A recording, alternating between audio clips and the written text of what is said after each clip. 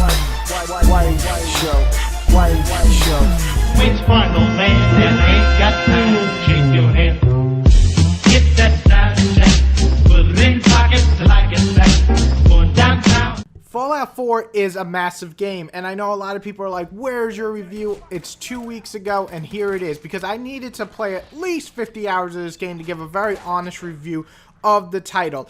Also, it's clearly impossible to talk about the entire game because there's so much shit in it in just about, 6-7 minutes. So I'm just going to go over the stuff that really stuck out with me, both good and bad, and tell you right now if Fallout 4 is worth picking up this season on the Xbox One, PS4, or the PC. Let's go. Which part, old man, that ain't got time to shake your head? Get that style check, put it in pockets like it's back, going downtown. Fallout 4 is best described by a lot of people as Fallout 3 on steroids. So what does that mean? Have you played Fallout 3? If you have not, you should probably go and watch some clips to understand what the great things about Fallout 4 are. And what I mean by that is my favorite feature is back, and that's the VAT system. The VAT system slows down time where you can pick each body part on an enemy and shoot them there, or hit them if you want to do melee. The point of this is to really damage them in certain spots. Certain enemies need to use guns, so if you shoot their 2 arms, well, guess what? They're not going to be using their guns.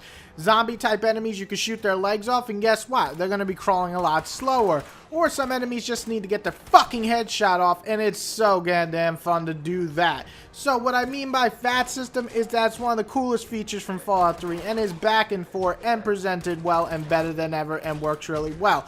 But the biggest improvement that I can think of right off the top of my head is the gun shooting and feel. In Fallout 3, you shot sometimes right in an enemy's face, and some reason half the bullets are missing. In this, if you shoot an enemy with your crosshair and hit them, you're gonna hit them. There is no stats when it comes to your bullets flying in enemies' faces anymore. I really enjoy that. Now, big RPG fans that are into the stat system might hate it, but for someone like me who actually likes to use skill when it comes to killing things, I love that feature. Great. Another thing I really enjoyed is going through Boston in this broken down world. Now listen, I love DC and I sell stuff for DC for my job, but Boston is more interesting for me. So I really enjoyed getting to go to places that I actually talk about when selling the product and looking at it broken down. Even the Freedom Trail is there, which is kind of scary because god damn it, I hate selling that item in real life. Point is, though, that it's here in the game, and that's so cool to actually explore Boston. I really felt like it was such a blast going through all these little buildings and areas that are actually still in Boston, well, some of them, and then getting to go through them in this apocalypse type world.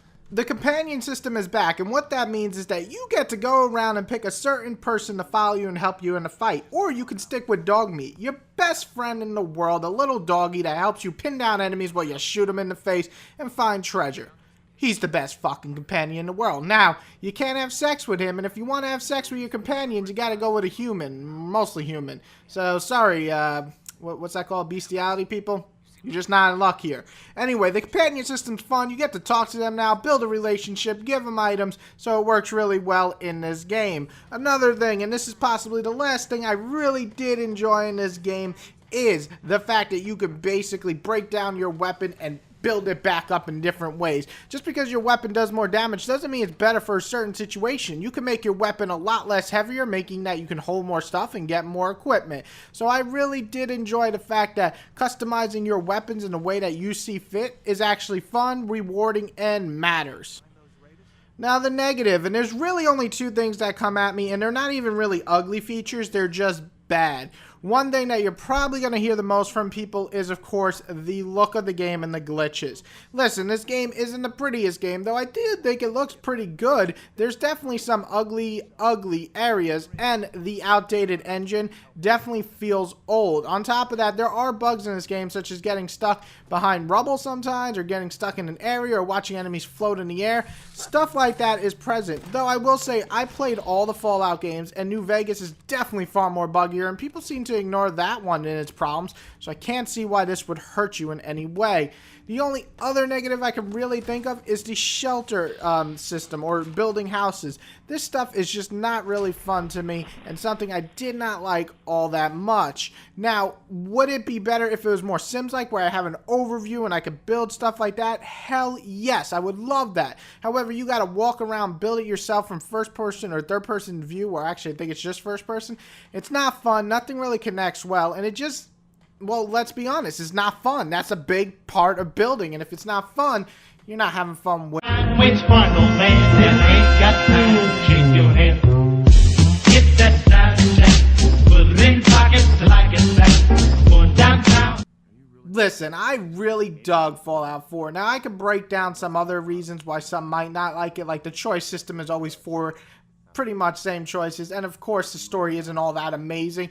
But overall, when I explored in this game, when I went looking around, when I went and killed people with the VAT system or just shot their head off with my beautiful aiming, it was damn fun. And see, that's a big thing. People seem to forget that fun should be the most important contributing factor. Now, of course, fun is probably the biggest opinionated factor when coming to this review. Now, however, this is my review. If you enjoy Fallout 3 or New Vegas, I cannot see why you cannot like this game. This game offers pretty much all that, but better. Better aiming, better VAT system, better stuff to collect, more stuff to collect, bigger game. So overall, it's a bigger, better version of the games that you played before, and that's what a sequel should be aiming to do.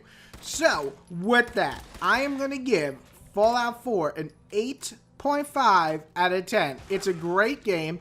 It's held back by some features such as building, the story not being super captivating, and the graphics and engine definitely feeling outdated. But in terms of fun, in terms of getting down to the gritty nitty, having fun and killing things, this game doesn't fail on that. So, 8.5 out of 10. It's a great game. Go pick it up and enjoy, guys. Whitey out.